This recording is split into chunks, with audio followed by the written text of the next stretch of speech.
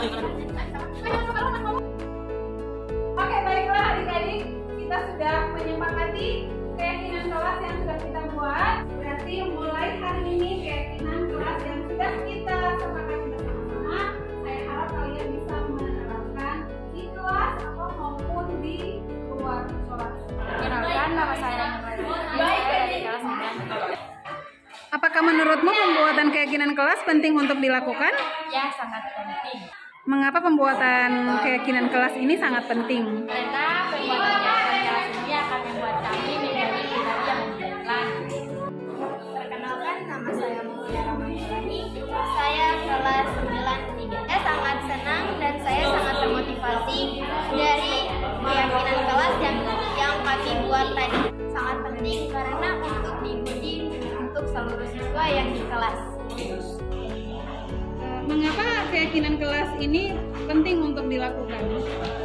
Sangat penting karena menurut saya untuk menumbuhkan rasa tanggung jawab kepada diri kita sendiri. Assalamualaikum warahmatullahi wabarakatuh. Saya Tiara Nurul Ain Daud. Saya dari kelas 9 3. Saya merasa termotivasi dengan adanya keyakinan kelas ini. Bukan? Iya, sangat penting. Kami keyakinan kelas ini bisa membuat kami menjalankan nilai-nilai kebajikan yang kami sepakati. Assalamualaikum warahmatullahi wabarakatuh. Kenalkan, nama saya Yusuf dari kelas 9 3. Bagaimana perasaanmu saat membuat keyakinan kelas? Saya merasa senang dan bersemangat dengan keyakinan kelas. Adanya keyakinan kelas ini, saya berharap akan menjadi pribadi yang lebih baik lagi ke depannya. Assalamualaikum warahmatullahi wabarakatuh. Waalaikumsalam warahmatullahi wabarakatuh. Selamat pagi dan salam sejahtera untuk kita semua. Yang terhormat Ibu Kepala SMP Negeri 2 Kuandang, yang kami sebut nama beliau Ibu Rita Yusuf SPD, dan Ibu Wakil Kepala Sekolah Bagian Kurikulum Ibu Sri Susanti Waraga, Ibu Wakasek Bagian Sarana Prasarana Ibu Nina Muhammad, dan Bapak Ibu guru, wali-wali kelas, dan guru-guru mata pelajaran yang sempat hadir. Saya ucapkan terima kasih atas kehadirannya di tempat ini dalam mengikuti diseminasi saya tentang budaya positif. Ini tugas aksi nyata saya pada modul 1.4.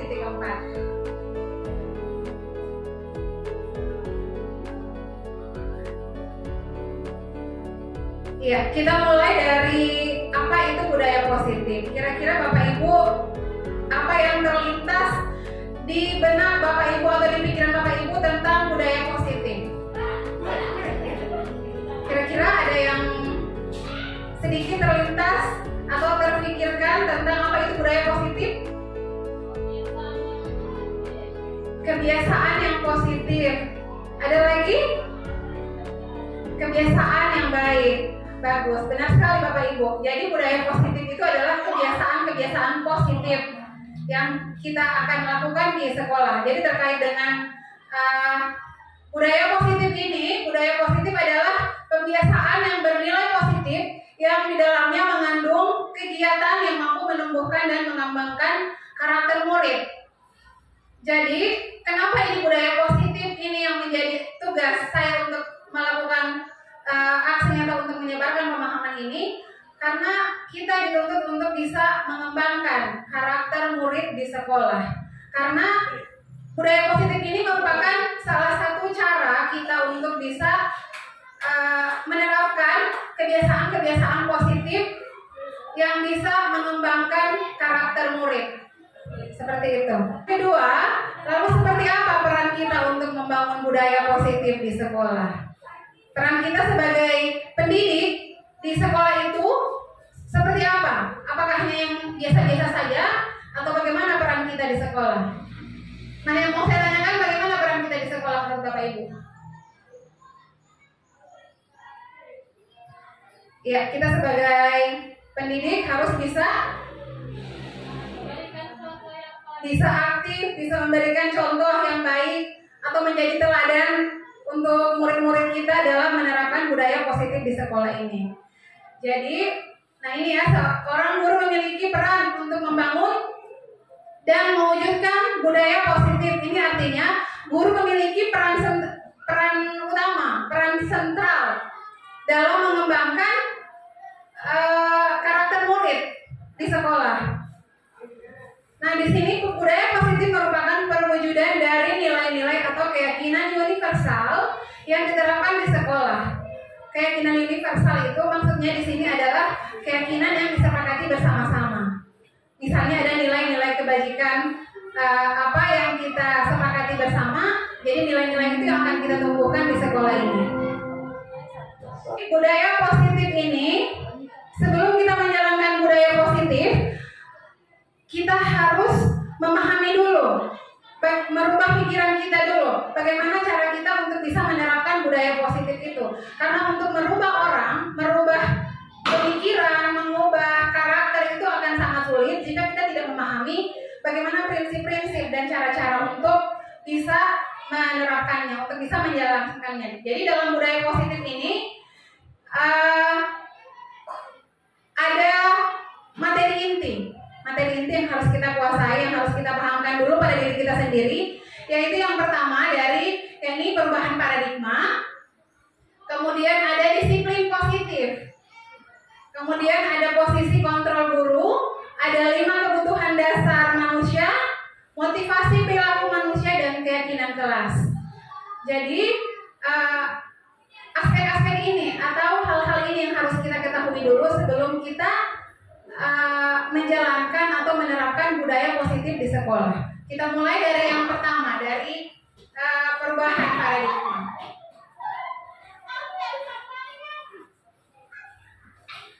Ini menurut Steven, jika ingin membuat kemajuan, perlahan ubahlah sikap atau perilaku Anda.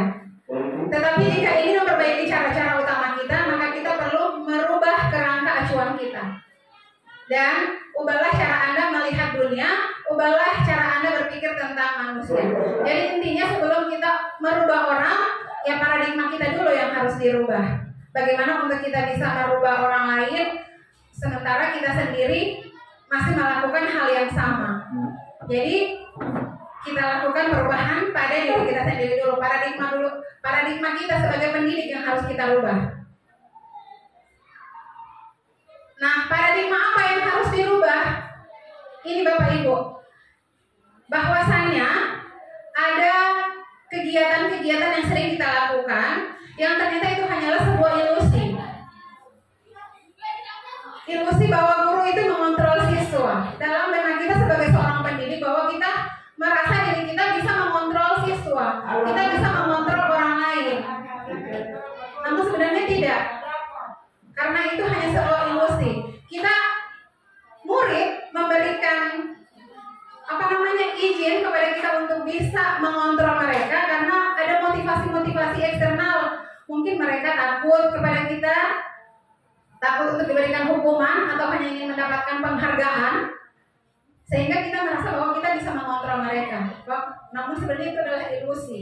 Karena ketika mereka mendengar kita, jika berdasar dari intrinsik mereka, maka itu adalah sebuah hal yang baik. Namun jika hanya karena mereka takut, nah itu bukan merupakan disiplin positif, tapi negatif. Yang kedua adalah ilusi bahwa semua penguatan positif efektif dan bermanfaat. Ini juga adalah sebuah ilusi yang memang kita sadar bahwa ini sangat efektif untuk kita jalankan, tapi sebenarnya tidak, Bapak Ibu. Yang ketiga adalah ilusi bahwa kritik dan membuat orang merasa bersalah dapat membuat karakter. Ini yang sering kita lakukan sebagai pendidik. Kadang kita murid datang terlambat, kita langsung menghukum mereka dengan hukuman verbal misalnya. Kamu hobinya datang terus, hobinya datang terlambat terus. Padahal kan tidak seperti itu caranya. Jadi kita merasa bahwa dengan cara-cara kita mengatakan hal seperti itu, murid itu akan berubah. Memang saat itu mereka akan berubah, tapi dalam jangka waktu yang panjang itu tidak akan berpengaruh langsung kepada diri mereka. Mereka berubah hanya pada saat itu kita memarahi mereka itu. Yang berikut adalah ilusi bahwa orang dewasa memiliki hak untuk memaksa. Karena kebiasaan kita sebagai pendidik, kita selalu memaksakan kehendak kepada siswa. Padahal kan seharusnya kita harus mengetahui dulu kebutuhan apa sebenarnya yang mereka inginkan. Biasanya kita sebagai pendidik tanpa mengetahui kebutuhan siswa, lalu kita memaksakan kehendak kita kepada mereka. Dan kita merasa bahwa dengan cara tersebut kita bisa berhasil. Ternyata tidak, sebenarnya itu adalah hanya sebuah ilusi dari kita. Ya, kita lanjut ya. Yang berikut adalah teori kontrol. Ini yang saya jelaskan tadi adalah bahwasannya apa yang kita lakukan selama ini adalah ilusi. Ilusi bahwa guru bisa mengontrol murid, bisa ilusi bahwa semua penguatan positif itu efektif dan bermanfaat, dan membuat orang merasa bersalah, atau orang dewasa memiliki hak untuk memaksa.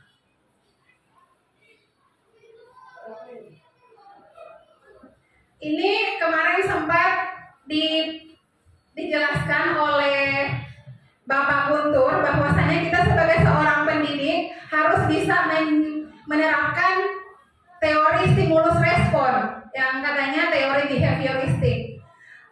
Namun yang saya dapatkan bahwasannya kita harus bisa merubah itu, harusnya bahwa kita harus bisa merubah dari teori stimulus respon, kita rubah menjadi teori kontrol. Karena ada perbedaan di antara teori stimulus respon dan teori kontrol. Di sini kita bisa lihat perbedaan-perbedaannya. Yang pertama, menurut teori stimulus respon bahwa setiap manusia itu memiliki kebutuhan yang sama. Artinya kita memandang bahwa murid kita itu memiliki kebutuhan yang sama. Menurut teori kontrol bahwa kebutuhan murid itu berbeda-beda. Mereka tidak memiliki kebutuhan yang sama.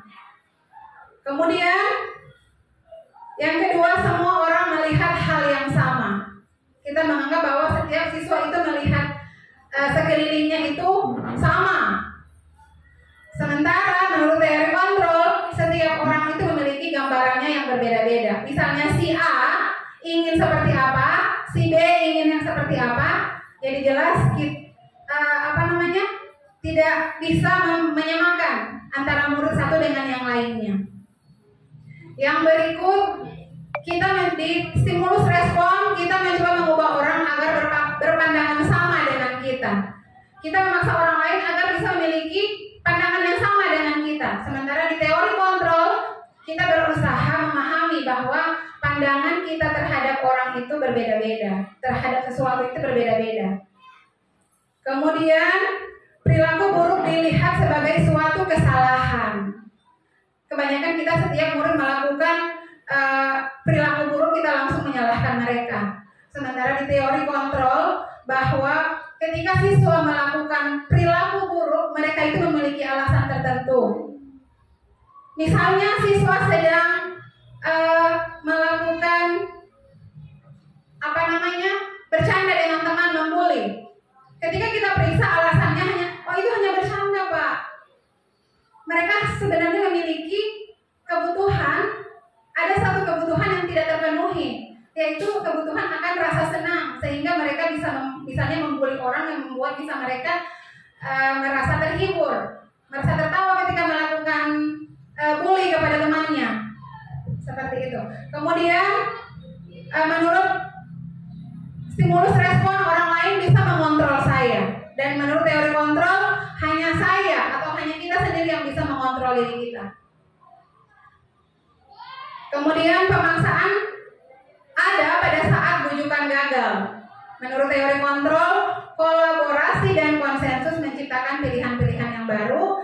Dan yang terakhir adalah di stimulus respon itu ada model berpikir menang kalah, sementara di teori kontrol itu adalah model berpikir menang-menang. Nanti sebentar akan lebih dijelaskan pada slide yang berikut. Baiklah, kita yang ke materi berikut, yang ini tentang disiplin positif. Ini menurut Ki Hajar Dewantara. Kenapa Ki Hajar Dewantara? Begini Bapak Ibu, di kurikulum Merdeka itu salah satu filosofi pendidikan yang dianut itu bukan salah satu, secara keseluruhan filosofi yang dianut dari pendidikan nasional kita di pendidikan Indonesia ini adalah pendidikan menurut filosofi Ki Hajar Dewantara.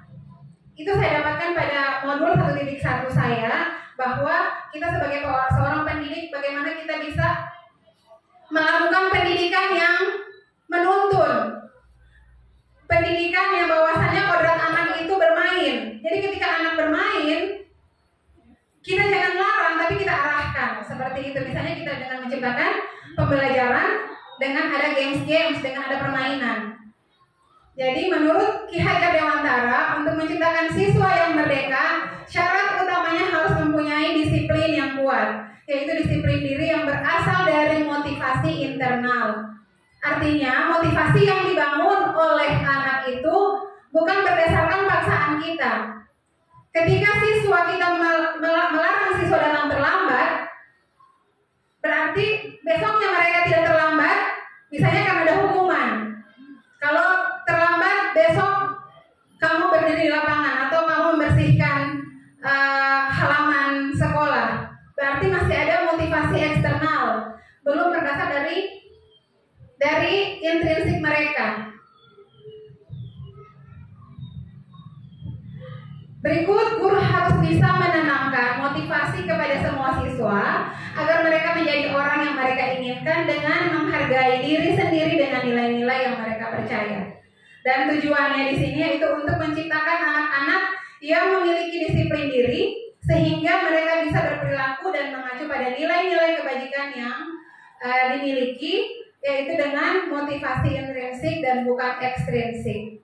Jadi tujuan kita untuk melakukan budaya positif ini adalah untuk, sekali lagi, hanya untuk karakter building, membangun karakter murid yang berasal dari intrinsik. Bapak Ibu, ini akan kita bangun. Tadi kan saya sudah mengatakan bahwa kita dalam rangka membangun karakter anak, karakter murid menjadi karakter yang positif. Nah, di kurikulum merdeka ini, atau walaupun kita belum melaksanakan kurikulum merdeka, namun nilai-nilai kebajikan ini yang harus menjadi tujuan kita, karena ini merupakan tujuan dari pendidikan nasional, yaitu mewujudkan murid dengan profil pelajar Pancasila. Ada 6 dimensi, yaitu profil pelajar Pancasila. Yang pertama adalah beriman, yang ini yang beriman, bertakwa kepada Tuhan Yang Maha Esa, yang berkebinekaan global, bergotong royong, kreatif, bernalar kritis, dan mandiri. Karakter ini yang harus kita bangun pada budaya positif di sekolah. Posisi kontrol guru. Posisi kontrol guru itu yang pertama, guru sebagai penghukum. Yang kedua, guru sebagai pembuat di sini adalah siswa ya, pembuat merasa bersalah. Yang ketiga, guru sebagai teman. Yang keempat, guru sebagai pemantau, dan yang kelima adalah guru sebagai manajer. Dari kelima ini ada satu posisi yang memang seharusnya kita tanamkan dalam diri kita. Biasa kita melihat siswa melakukan kesalahan, kita mencubit, kita memukul. Misalnya siswa datang terlambat, langsung kita pukul, kita cubit. Berarti posisi kontrol kita sebagai guru hanya ada di sini sebagai penghukum, dan ini merupakan posisi kontrol yang paling di bawah, yang paling dasarnya, yang paling istilahnya yang paling tidak bagus adalah guru sebagai penghukum. Dan menghukum di sini bukan hanya dengan fisik, tapi dengan kata-kata. Kadang tanpa sadar, ketika siswa datang terlambat, kita menghukum mereka dengan kata-kata, dengan verbal, istilahnya hukuman verbal. Misalnya, kalau bahasanya kita, ngana hobi datang terlambat terus. Sebenarnya itu bagi kita adalah hal yang biasa. Tapi sebenarnya itu adalah hukuman verbal. Seperti itu. Jadi kalau kita melakukan hal yang baru saja saya sebutkan, berarti posisi kita hanya ada di posisi guru sebagai penghukum. Dan yang kedua adalah posisi kontrol guru sebagai pembuat merasa bersalah. Posisi kontrol guru itu membuat siswa merasa bersalah itu misalnya seperti ini. Saya contohkan studi. Contoh kasus misalnya seperti tadi, siswa datang terlambat, kemudian kita menegur dengan cara mengatakan misalnya, kenapa datang terlambat? Kasihan orang tuamu kalau kamu selalu datang terlambat. Orang tuamu itu kerja seharian hanya untuk biayain kamu sekolah. Akhirnya siswa jadi merasa bersalah. Dan ini adalah pada posisi kontrol guru yang kedua. Dan saya tidak tahu, mungkin ada. Saya juga kadang seperti itu. Kadang kalau ada siswa yang terlambat atau melakukan kesalahan, saya mengingatkan orang tua. Ternyata itu tidak boleh sebenarnya. Yang ketiga adalah posisi sebagai teman. Kita memposisikan diri kita pendidik hanya sebagai temannya si murid. Ketika murid membuat kesalahan, misalnya saya sebagai wali kelas, siswa saya tidak mau mendengarkan saya, kemudian saya mengatakan, coba tolong dengar dulu di Ibu Uti. Kalau murid tidak mau dengar, nanti kepala sekolah marah sama saya. Terus aku bantu Jo. Kalau mau bantu sama ibu, nanti aku bantu. Itu posisi sebagai teman, mengajak mereka untuk ada feedback, bukan feedback juga istilahnya, kayak ada timbal balik begitu. Iya, misalnya ayolah bantu ibu, nanti kalau tidak mau dibantu ibu tidak mau bantu juga kau. Nah itu adalah posisi kita memposisikan diri kita sebagai temannya murid. Dan yang keempat adalah posisi sebagai pemantau. Pemantau ini ada di level 4 dari posisi kontrol guru. Nah posisi pemantau ini kita melakukan tugas kita layaknya berdasarkan tata tertib atau aturan yang berlaku di sekolah. Misalnya siswa datang terlambat, kita tanyakan kenapa terlambat. Sudah tahu kan konsekuensinya apa, hukumannya apa. Nah itu kita berarti pada posisi kontrol guru sebagai pemantau. Dan yang terakhir adalah sebagai manajer. Saya sudah jelaskan tadi bagaimana posisi kita sebagai penghukum. Yang kedua sebagai pembuat merasa bersalah. Yang ketiga posisi sebagai teman. Dan keempat posisi kita sebagai pemantau. Dan yang kelima adalah bagaimana posisi seorang guru sebagai manajer. Dan ini adalah posisi tertinggi kita sebagai seorang pendidik. Sebagai seorang guru, kita harus bisa menjalankan kontrol kita pada posisi kita sebagai manajer. Posisi kita sebagai manajer itu yaitu posisi di mana guru bersama murid mengajak murid untuk mempertanggungjawabkan perilakunya, mendukungnya untuk menemukan solusi atas permasalahannya sendiri, dan murid diajak menganalisis kebutuhan dirinya dan kebutuhan orang lain. Kemarin saya sudah melakukan demonstrasi kontekstual berdasarkan teori kontrol manajer ini. Ketika siswa melakukan kesalahan, kita mengajak mereka secara empat mata. Melakukan restitusi istilahnya. Nanti sebentar itu ada di penjelasan yang berikutnya. Nah ini ya, jadi seorang guru harus memiliki posisi kontrol manajer, bukan untuk mengatur perilaku siswanya, tetapi untuk membimbing murid agar dapat mengatur dirinya. Yang kemudian 5 kebutuhan dasar. Kenapa 5 kebutuhan dasar ini menjadi materi pada penerapan budaya positif ini? Karena saya baru tahu bahwasanya setiap siswa melakukan kesalahan maupun perbuatan baik, pasti ada alasan tertentu yang mendasari perbuatan tersebut. Nah, di sini di 5 kebutuhan dasar ini, seorang pendidik sebaiknya memahami bahwa ketika seorang murid melakukan satu perbuatan yang bertentangan dengan nilai-nilai kebajikan, hal ini sebenarnya mereka gagal memenuhi kebutuhan dasar mereka. Ada 5 kebutuhan dasar yang akan dipenuhi oleh setiap murid, setiap manusia sebenarnya. Yang pertama, kebutuhan untuk bertahan hidup. Misalnya, ada seorang anak mencuri. ada anak mencuri di kantin, kita menganggap ini adalah sebuah kesalahan yang sangat fatal. Kita memarahi mereka tanpa bertanya kenapa melakukan itu, kemudian kita memberikan solusi, kemudian menanyakan keyakinan, kamu percaya tidak kalau melakukan ini sebenarnya tidak bagus, atau kamu percaya tidak dengan nilai kejujuran yang kita tanamkan. Jadi ketika mereka melakukan misalnya mencuri di kantin, kemudian kita menanyakan alasannya, misalnya saya lapar belum makan. Nah itu, jadi ada kebutuhan yang sementara yang ingin mereka penuhi, yang mereka ingin penuhi, yaitu untuk bertahan hidup. Yang kedua, mereka butuh akan kasih sayang dan rasa diterima.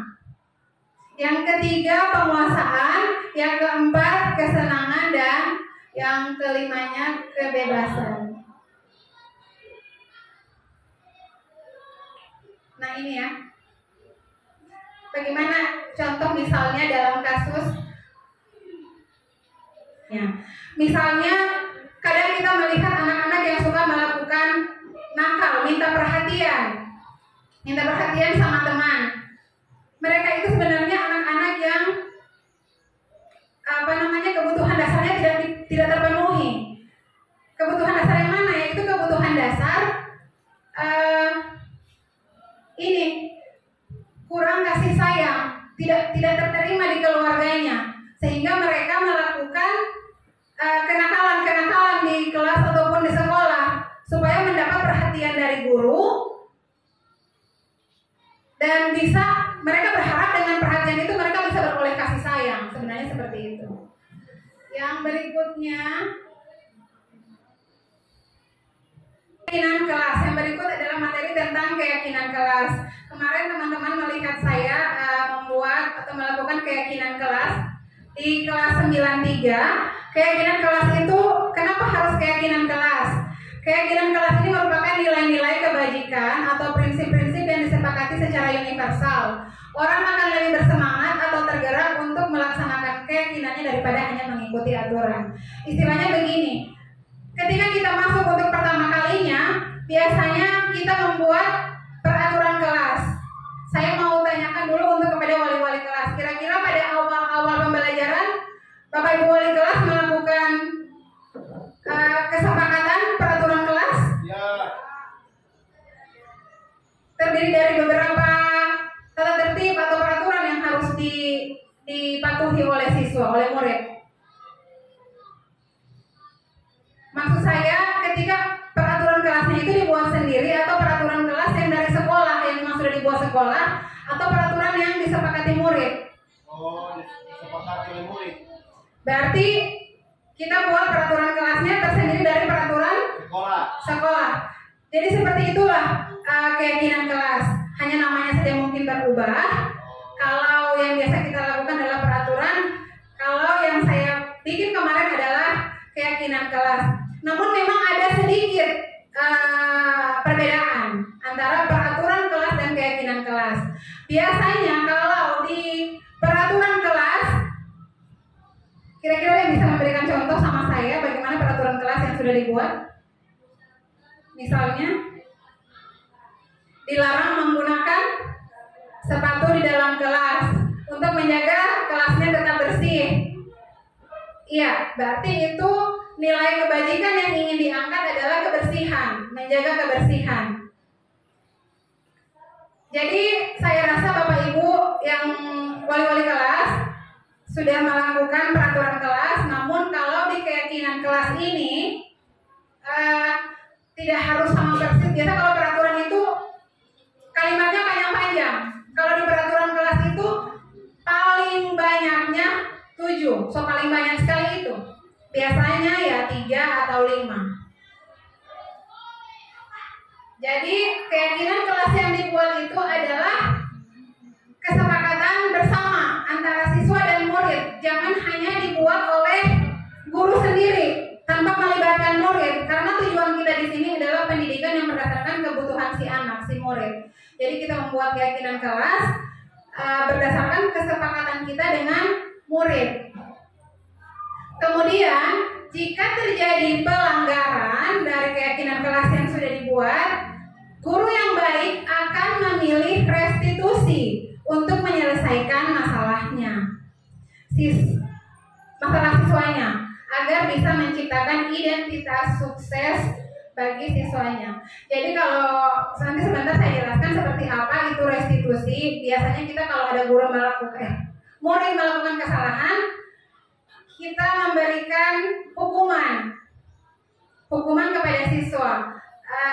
Di sini di budaya positif itu yang saya dapatkan, bagaimana kita bisa menerapkan restitusi ketika murid melakukan kesalahan.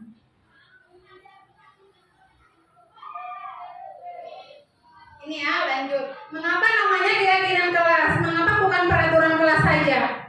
Ini yang saya sebutkan tadi, bahwa untuk menekankan pada keyakinan seseorang supaya lebih memotivasi dari dalam. Kalau keyakinan kelas itu memotivasi murid dari dalam, dari secara intrinsik. Sedangkan kalau untuk peraturan kelas biasanya mereka akan lebih masa bodoh seperti itu. Keyakinan kelas yang kita buat hanya 3 atau 5, mereka mungkin akan mengingat. Misalnya kita buat keyakinan kelas, setiap siswa yang meminjam barang harus mengembalikan. Misalnya ya, ini keyakinan kelas. Jadi ketika siswa melakukan pelanggaran tersebut, kita melakukan restitusi, bukan hukuman. Lalu bagaimana membuat keyakinan kelas? Ini untuk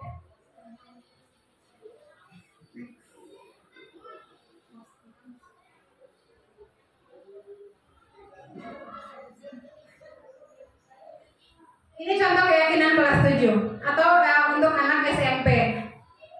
Misalnya nilai kebajikan yang ingin kita angkat, misalnya rasa hormat, bekerja, diterima dan memiliki. Jadi kalimatnya yang kalian bisa, yang Bapak Ibu wali-wali kelas atau guru mapel juga bisa menjalankan ini. Misalnya, kami meyakini bahwa sangat penting untuk menghormati semua orang dan barang milik orang lain. Jadi ketika siswa melakukan kesalahan, mereka meminjam barang dan tidak mengembalikan, kita pertanyakan lagi ke keyakinan kelas yang sudah dibuat. Apa Moniswa lupa dengan keyakinan yang orang ada buat? Itu kan bisa kita ingatkan kembali. Jadi ini ya kalimatnya, kami meyakini bahwa sangat penting untuk mengerjakan segala pekerjaan atau mengikuti kegiatan yang telah dibebaskan. Ini untuk Bapak Ibu wali kelas. Ini sebelum saya ke restitusi, kita lihat dulu bagaimana tentang motivasi perilaku manusia. Bagaimana dengan seorang pendidik yang memberikan motivasi dengan menggunakan penghargaan. Kadang kita siswa melakukan kesalahan, kita memberikan hukuman. Dan ketika misalnya siswa melakukan hal yang baik, kita memberikan penghargaan. Biasanya seperti itu. Apa kita lihat? Kita akan melihat apakah penghargaan itu efektif tidak untuk menumbuhkan karakter siswa. Menurut Alfikon mengemukakan bahwa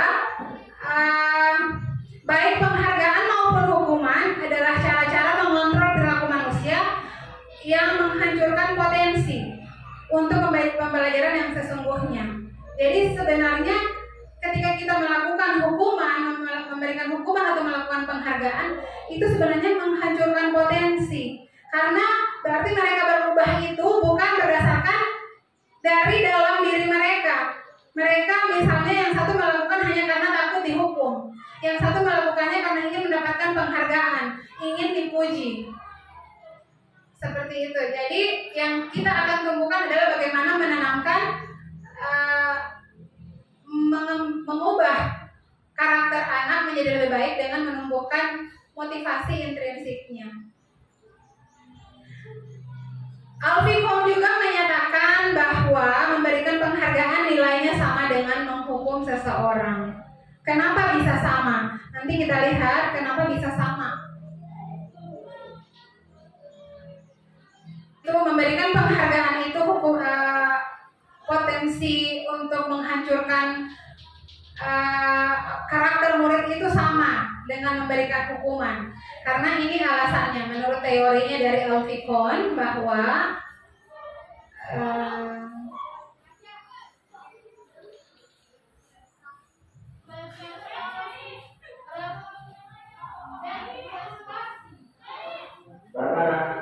menurut teorinya bahwa penghargaan itu tidak efektif.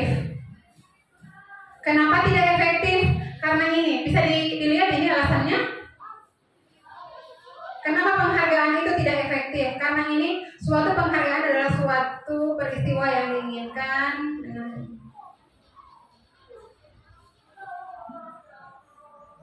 Kemudian penghargaan akan merusak hubungan. Merusak hubungan itu maksudnya begini. Saya ambil misalnya Bapak Ibu memuji siswa melakukan kebaikan. Siswa yang tidak melakukan kebaikan itu atau tidak melakukan hal yang baik itu akan timbul rasa iri. Rasa iri di hati mereka yang sering kita puji, yang sering kita berikan penghargaan. Nah, oleh karena itu Alfikon mengatakan bahwa penghargaan itu akan merusak hubungan. Kemudian penghargaan mengurangi ketepatan. Di sini juga sudah dilakukan penelitiannya. Kemudian penghargaan menurunkan kualitas. Ketika kita kita melakukan sesuatu hanya karena ingin mendapatkan penghargaan, lama kelamaan atau lambat laun kualitas dari pekerjaan kita itu sendiri akan menurun karena mungkin akan jenuh. Penghargaannya itu saja. Kemudian penghargaan mematikan kreativitas. Kemudian penghargaan menghukum. Bisa jadi karena penghargaan. Kenapa penghargaan bisa menghukum? Orang yang menginginkan secara terus-menerus ingin dihargai, ingin dipuji, akhirnya akan menjadi sebuah hukuman untuk dia sendiri. Hukuman secara mentalnya. Ketika dia tidak melakukan hal yang baik, kemudian tidak menerima penghargaan, dirinya akan merasa ada sesuatu yang hilang atau sesuatu yang tidak menyenangkan itu. Jadi di sini hanya akan menghukum dia secara mentalnya.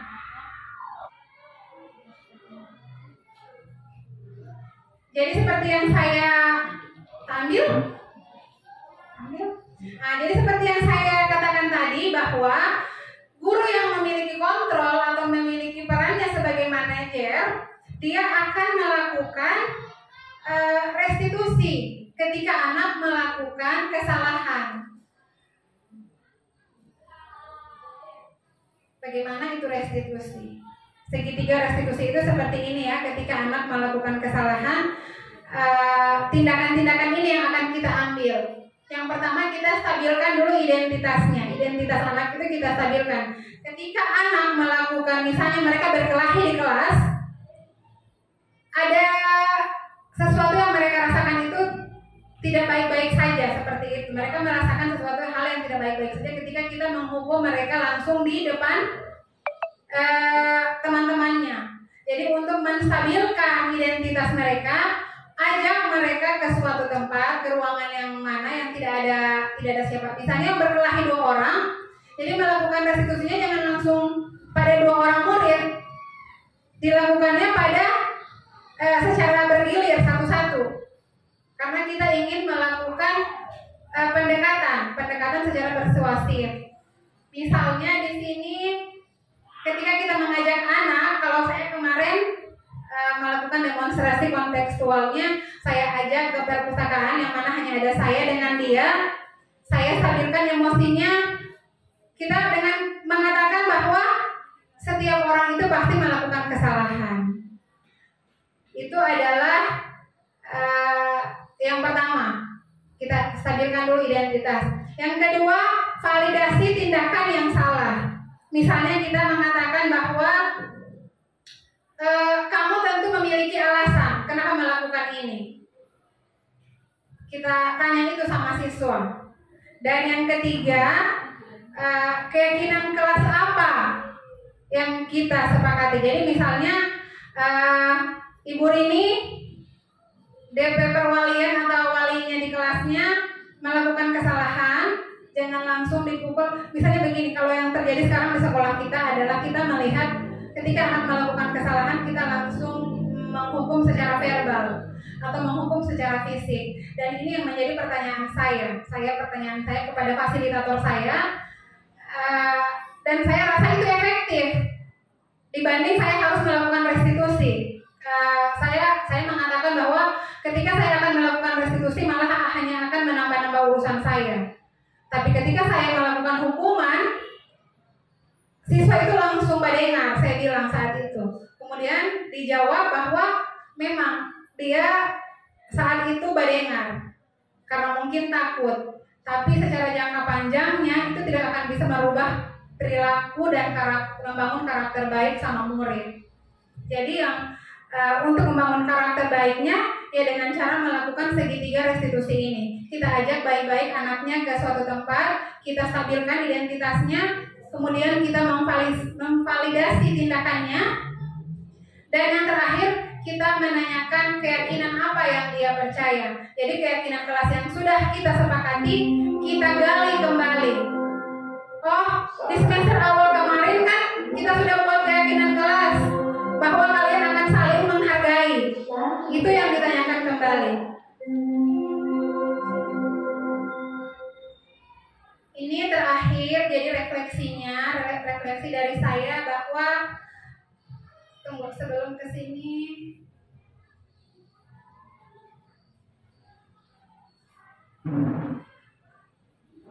Ya, Bapak Ibu, sebelum saya melakukan refleksi dari saya ingin menggali dari Bapak Ibu kira-kira dari penjelasan saya apa yang Bapak Ibu bisa bayangkan akan dilakukan, akan diterapkan dalam menciptakan budaya positif di sekolah. Kira-kira ada yang bisa memberikan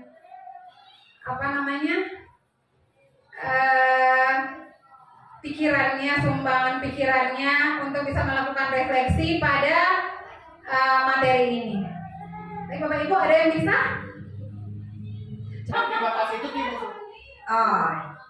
Baik, terima kasih atas kesempatan yang diberikan.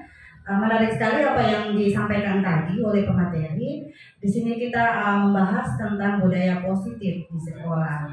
Nah, pengalaman kita di sini ya, di sekolah biasanya kita menanamkan budaya positif itu memang di awal itu agak susah. Makanya tadi harus ada kesepakatan yang disebut dengan keyakinan kelas. Nah, di situ di keyakinan kelas, kalau misalkan kita di sini kan ada 15 rombel. Berarti keyakinan kelas itu bisa kita definisikan sebagai peraturan yang disepakati oleh guru atau wali kelasnya dengan anak-anaknya di masing-masing kelas, dan tentunya itu akan berbeda dengan kelas berikutnya. Jadi semacam kontrak kerja. Nah, itu yang pertama. Saya mohon penjelasan lebih ini lagi. Kira-kira bagaimana, karena memang kita sudah menerapkan itu, tapi yang sesuai dengan yang diminta itu, yang diharapkan itu yang masih mengambang. Kemudian yang kedua, masalah penanganan peserta didik yang bermasalah. Nah, di sini kan biasanya hukuman ya, selalu kita mengandalkan hanya hukuman. Jadi di situ guru hanya disebut sebagai penghukum. Nah, di sini berarti guru sebagai manajer itu tidak tercermin di situ, karena cuma guru sebagai penghukum. Karena di situ dilihat juga di saat mengatasi masalah anak-anak, kita mengatasinya sudah bagaimana ya, sudah keroyokan namanya ya. Padahal itu kan ada tugasnya dari BK yang mengatasi itu. Kalau sudah diatasi oleh guru BK, berarti guru-guru yang lain dia bisa aja menunggu bagaimana nanti hasil dari penanganan kasus oleh guru BK. Mungkin seperti itu Ibu Jeng. Maksudnya mau diarahkan ini, karena ini memang sudah kita laksanakan. Jadi kalau misalkan kita sudah tahu seperti apa sebaiknya, jadi mohon dikoreksi lagi nantinya ya, implementasikan di sekolah supaya sekolah kita ini sudah benar-benar menerapkan apa yang diharapkan oleh Ki Hajar Dewantoro. Pendidikan yang mengedepankan karakter dari anak, potensi, mengembangkan potensi anak, menuntun ya anak di kodratnya, kodrat alam dan kodrat zaman. Oke, terima kasih. Assalamualaikum warahmatullahi wabarakatuh.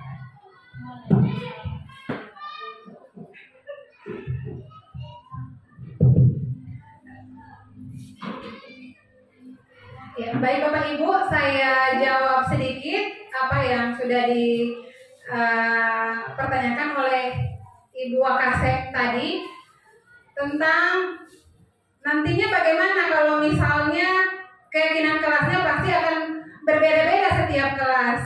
Ya memang sudah seperti itu dan itulah yang kita harapkan. Keyakinan kelasnya kita buatkan di kelas antara perwaliannya dengan murid-muridnya, dengan muridnya di kelas. Jadi akan tidak sama setiap keyakinan kelas yang disepakati di kelas. Kalau kita bilang keyakinan sekolah itu akan secara sama, akan sama berarti keyakinan sekolah antara kelas itu pasti sama keyakinannya. Tapi kalau kita berbicara keyakinan kelas, antara keyakinan kelas 71 dan kelas 72 akan berbeda sesuai dengan nilai-nilai kebajikan yang ingin mereka tanamkan atau yang ingin mereka kembangkan atau yang ingin mereka tumbuhkan di kelasnya. Jadi seperti itu Ibu Santi. Kemudian yang kedua terkait dengan kontrol guru sebagai manajer. Bahwasannya di sekolah kita selama ini guru bertindak sebagai penghukum. Jarang guru, bahkan mungkin tidak ada guru yang melakukan tugasnya sebagai manajer. Jadi kenapa ini saya angkat? Kenapa ini harus dijelaskan, diseminasikan tentang budaya positif? Sebenarnya itu tujuannya. Bagaimana kita bisa duduk bersama-sama membicarakan bagaimana penerapan disiplin positif di sekolah kita. Apa yang harus kita lakukan? Di sini alhamdulillah ada Ibu Kepala Sekolah. Jadi kita bisa bicarakan bersama-sama. Ada Ibu Wakasek Kurikulum dan saya sebagai kesiswaan. Jadi mungkin kita bisa bicarakan bersama-sama tentang bagaimana sebaiknya kita melakukan disiplin positif di sekolah ini. Kira-kira langkah-langkah apa? Kalau yang kemarin kan Ibu dari kurikulum sudah menjelaskan ada step ada langkah-langkah yang harus dilewati oleh seorang siswa ketika dia melakukan kesalahan. Jadi saya rasa mungkin itu harusnya kita bisa duduk bersama, bukan hanya antara saya dengan Wakasek atau saya dengan kepala sekolah, tapi kita semua guru harus tahu bagaimana seharusnya langkah-langkah apa yang akan kita lakukan ketika siswa melakukan kesalahan. Begitu ya Ibu Santi ya. Wabarakatuh. Waalaikumsalam warahmatullahi wabarakatuh. Ya, terima kasih atas kesempatan yang diberikan kepada saya. Materinya yang Ibu Jain kasih tadi ini saya rasa sangat menarik, cukup menarik. Cuma ada satu bagian tadi yang saya agak agak kaget begitu lihatnya, yang punishment and reward itu. Nah, yang selama ini yang saya tahu, punishment and reward itu kan digunakan untuk salah satunya untuk memotivasi siswa, ya. Nah, dari sini ternyata punishment and reward itu ternyata bisa menghancurkan potensi, ya. Kalau begitu, ini pertanyaan, kira-kira untuk mengganti itu, apa DP pengganti itu punishment and reward itu, misalnya dalam pembelajaran, apa yang harus kita lakukan sebagai pengganti punishment and reward itu untuk memotivasi siswa? Iya, cuma itu. Terima kasih. Ya, Bapak Ibu, pertanyaannya sangat bagus. Memang tadi saya sudah sempat jelaskan, mungkin agak missing di Pak Topan. hukuman dan penghargaan itu seperti yang saya sudah katakan tadi, dan itu menurut para ahli menyatakan bahwa itu hanya akan menghancurkan potensinya. Lalu penggantinya apa? Ya tadi yang saya katakan adalah restitusi. Kita melakukan restitusi atau segitiga restitusi kepada anak ketika anak melakukan hukuman. Nah, tadi di situ saya sudah tuliskan bahwa guru yang baik akan memilih teori kontrolnya sebagai seorang manajer, dan guru sebagai seorang manajer akan memilih segitiga restitusi untuk menyelesaikan masalah-masalah muridnya. Seandainya pertanyaannya, kalau misalnya Mbak Bekin, saya ada kasih tugas, ada sekitar saya P kelas itu ada 30 orang, ada 20 orang tidak kerja tugas. Apa saya bikin juga restitusi? Ya harus satu-satu. Memang akan sangat membutuhkan waktu, akan sangat menambah urusan, dan memang sudah seperti itu harusnya. Kalau memang kita mau cepat, hukuman akan sangat cepat untuk bisa merubah karakter mereka untuk bisa menjadi lebih baik. Tapi hanya akan bersifat jangka pendek, dan itu hanya bersifat eksternal, dari luar, tidak dari dalam diri. Tapi ketika kita melakukan restitusi, dampaknya itu ke depannya, dalam jangka panjang mereka akan menyadari kesalahan mereka. Oh, kita tidak bisa melakukan ini, kita harus seperti ini. Dan memang berat, iya berat, susah, memang susah. Dan seperti yang sudah dikatakan Ibu Santi tadi, awal-awalnya susah, ya memang susah. Tapi ya insya Allah kita sebagai guru pendidik kita bisa merubah paradigma kita. Makanya di awal-awal materi saya, kenapa harus merubah paradigma? Karena yang tertanam di pendidikan kita selama ini adalah cara-cara lama, cara-cara kolonial. Kita akan mengganti paradigma itu dengan pendidikan menurut Ki Hajar Dewantara, pendidikan yang menuntun anak. Bisa dimengerti Pak Topan? Iya, terima kasih. Hadiah? Boleh. Itu boleh, itu memberikan hadiah kepada siswa itu kan dengan penghargaan. Tapi menurut Alfikon tadi bahwa penghargaan itu lama-kelamaan secara jangka panjangnya itu akan berdampak tidak bagus. Karena yang tadi tuh sudah dituliskan di situ, penghargaan itu pasti akan merusak hubungan, akan ada yang iri. Ketika yang dikasih penghargaan dia terus, pasti yang lain tetap akan menimbulkan rasa tidak enak, tidak senang. Seperti itu. Penghargaan yang lama-kelamaan bahkan hanya akan menjadi sebuah hukuman ke orangnya. Ketika dia tidak melakukan itu, terus dia tidak dapat penghargaan, dia akan merasa terhukum, DP mental. Begitu?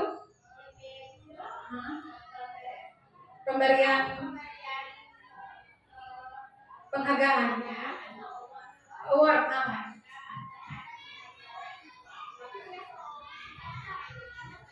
Baru DP hasilnya seperti apa? Iya, memang ada pengaruh. Pengaruhnya positif, tapi dalam jangka pendek, jangka panjangnya tidak ada. Kalau kita kan mengharapkan perubahan karakter itu sampai sepanjang hayatnya, atau karakternya berubah terus.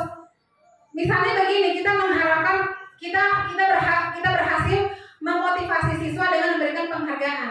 Kita hadir di kelas itu, ketika yang bisa menjawab pertanyaan kita berikan suatu hadiah. Ketika kita tidak hadir, digantikan oleh orang lain, apakah anak itu akan berbuat hal yang sama? Tidak tahu biasanya, karena dia tidak ada penghargaan lagi, tidak ada hadiah yang dia dapat.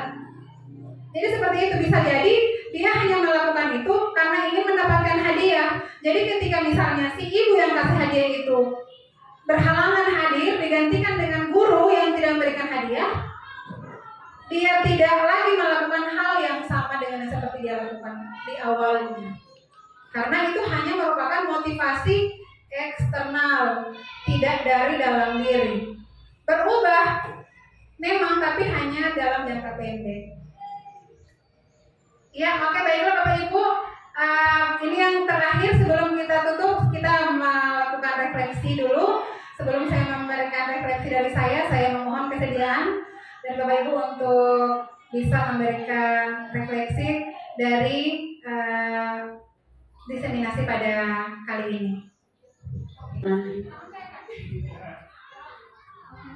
Terima kasih. Assalamualaikum warahmatullahi wabarakatuh. Terima kasih atas kesempatan yang diberikan kepada saya untuk merefleksi budaya baik pada sekolah kami selama ini. Alhamdulillah ada beberapa budaya baik yang kita sudah kembangkan, karena dulu mungkin kita pernah melakukan yang namanya istilah best practice. Misalnya kita selalu peduli terhadap lingkungan kita, itu mungkin ada nilai Pancasilanya ya di profil Pancasila. Berarti dia dimasuk dalam profil pelajar Pancasila yang apa ya? Yang gotong royong atau mungkin disiplin untuk membuang sampah pada tempatnya. Nah, ini di sini kita tinggal kembangkan lagi karena sudah ada tiap-tiap ini ada profilnya.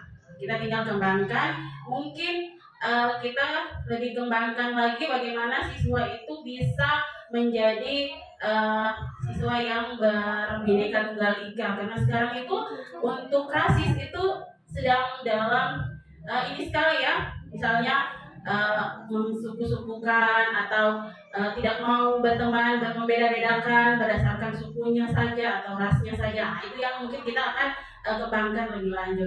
Atau mungkin kami guru lagi bagaimana kita bisa menjadi guru yang bisa menuntun atau istilahnya ini sebagai manajer bagi siswa atau peserta didik kita, sehingga kita tidak memaksakan apa kehendak kita kepada peserta didik, kehendak untuk dia menjadi manusia dewasa seperti kita, padahal mereka itu punya kodrat sendiri-sendiri. Misalnya kita tidak menghukum lagi secara verbal atau mungkin secara fisik. Nah, ini yang harus kita kurangi. Apalagi kita tahu mungkin ya ada beberapa guru yang sering menghukum apalagi fisik, itu semoga kita kurangi ya. Kita kurangi seperti memukul, mencubit. Nah, itu kita bisa kurangi karena selain kita bisa berurusan dengan hukum, kita juga tidak rugi ya, karena itu jangka panjang. Berarti siswa akan menjadi siswa yang tidak pendendam, contohnya ya, itu mungkin efeknya seperti itu. Terima kasih. Wassalamualaikum warahmatullahi wabarakatuh.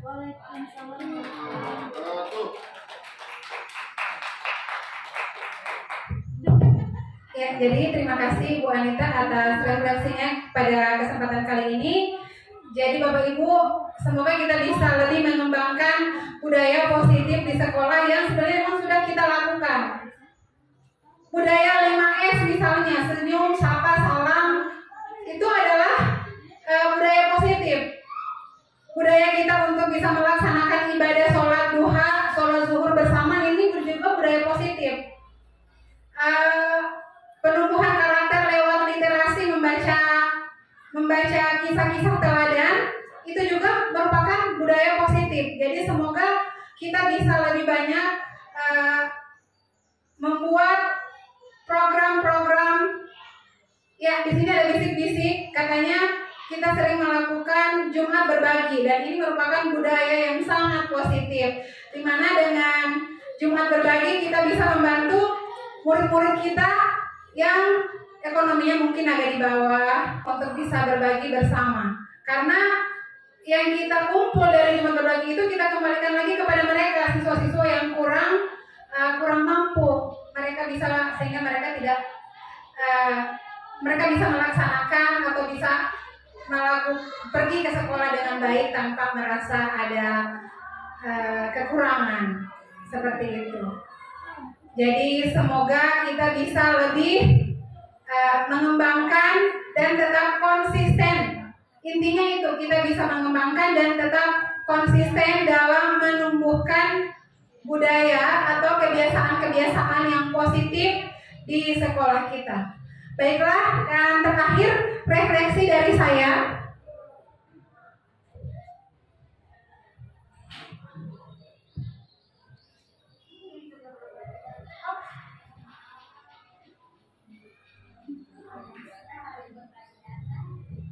Ya, jadi budaya positif di sekolah ini akan bisa sangat membentuk karakter murid dan guru serta visi misi sekolah, dan ini merupakan sesuatu hal yang sangat penting untuk diwujudkan oleh semua pihak, baik yang internal maupun di luar dari sekolah, kepala sekolah dan seluruh tenaga pendidik dan kependidikan, baik yang orang tua murid ataupun stakeholder di sekitar sekolah. Kemudian terakhir, guru harus dapat membangun budaya positif di sekolah yang sesuai dengan filosofi pendidikan Ki Hajar Dewantara, yaitu pendidikan yang berpihak pada murid, pendidikan yang menuntun murid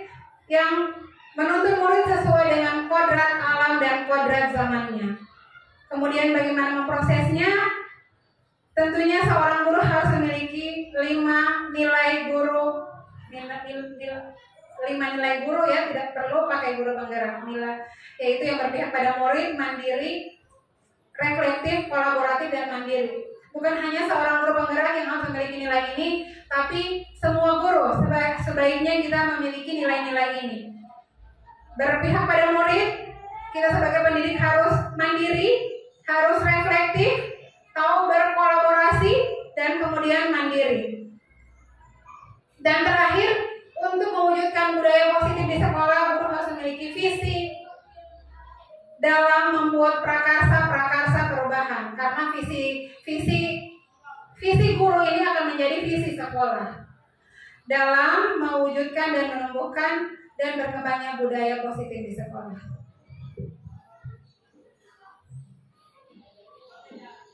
Baik, Bapak Ibu, terima kasih atas perhatian dan partisipasinya. Sekali lagi saya ucapkan terima kasih. Wabillahi taufiq wal hidayah. Wassalamualaikum warahmatullahi wabarakatuh. Merdeka.